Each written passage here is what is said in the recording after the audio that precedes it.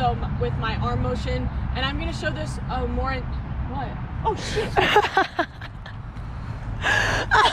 Hello and welcome back to another dodgeball video. In today's video, I'm going to show you how I warm up for my throwing in dodgeball. Let's jump right into it. So last week, if you haven't seen it yet, I went through the first part of my warm-up, which is essentially the cardio and stretching portion. So today's video is going to just focus on how I warm up my arm to throw. And now it's going to actually be broken up into two sections. So I personally right now, and probably for a long time moving forward, will be using a weighted ball to warm up. I absolutely love it. I find my arm gets warmed up so much better, but it's not something that I feel like has to be recommended. It's not a necessity, and so because of that, in the first part of this video, I'm going to show you how I warm up for my throwing with the weighted ball, how I basically do it now currently. And in the second part, for those of you who don't want to invest in a weighted ball, I will show you how I used to warm up before I got the weighted ball. But if you are interested in the weighted ball, I will link the one I use and then another one I recommend in the description. So for the warm-up I currently do, I use a 7-ounce weighted ball. So to put that in perspective, that's about 200 grams, and a foam dodgeball is about 140 grams. To start my warm-up with the weighted ball, I'm gonna have my feet facing the wall, and this is all about just getting my arm motion sort of warmed up. So I'm gonna do what's called a figure 8 drill, and do my arm motion, and then follow through. I'm probably doing this, I'd say, no more than 60% effort, but I usually do it like 50% effort to start. And so basically I'll do 5 of these. So after I do that drill 5 times, I go into just a side stance. Again, still keeping my feet planted on the ground, and I do the figure 8 again. And this time I'm doing 5 at slightly more effort, so about 60% effort. Again, focusing on getting the hip involved in the throw. So now that my arm spiral is feeling good, my hip's starting to get involved in it, now I actually do a step into the throw, and this one will be about 70%. So, and again, I'll do 5 to 6 of these. So it's just like a normal throw, just with the weighted ball. And lastly, at about 80% effort, I do basically a little shuffle step into my throw. So I personally prefer to go behind and then do the throw. It's all about personal preference. Some people like to go forward and then go into the throw.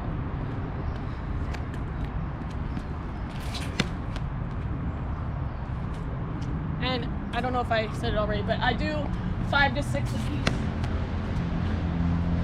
And usually at this point, my arm is starting to feel really great. So then to finish off my throwing warm-up, I grab a foam ball and I go through all of the throws that I typically do 5 times at 75 to 80% effort. So I would start with a fastball and do that 5 times. Then I would do a sidearm and do that 5 times. Drop curve, do that 5 times. And I'm doing this, I didn't mention it, at the midcourt line, like I'm actually throwing the actual distance of a game. Then I would do a backhand 5 times. And lastly, I usually only do 2 or 3 spinning backhands, just to finally get warmed up. And usually I finish that spinning backhand and I'm feeling great and ready to start playing. So that was all that I currently do to warm up. Again, all that throwing usually takes me about 8 to 10 minutes. So for the second part of this video, for those of you who don't have a weighted ball and want to know how I used to warm up, I'm going to show you how I do that now, how I used to do that now. And all you'll need is a foam ball or a no sting 8.5, whatever type of ball that you normally play with. So to start off my old warm-ups, I used to do these wrist flick throws that I was shown, that is a softball sort of warm-up. So I have my hand under my elbow and I'm just focusing on the flick of the wrist.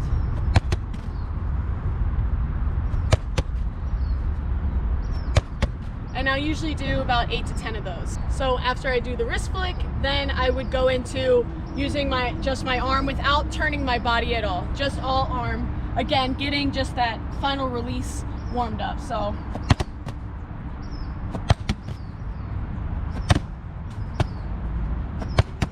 again, I would do about 8 of those. Then I would stand up and I start just like a couple steps away from the wall, and I start getting my whole body into it, and about 50 to 60% effort. Like that, and I would usually do that again about 8 times. Then after I do that, I take 2 to 3 steps back and repeat that again with slightly more effort. Again, not worrying about accuracy. Right now I'm just focusing on getting my arm warmed up. So after about 8 more throws there, back up again with a little more effort. And usually after about 3 to 4 backups, I get to the midcourt line where it's actually the throw line. And the goal is by the time I get to the midcourt line, I want to be throwing from the midcourt line at about 80% effort.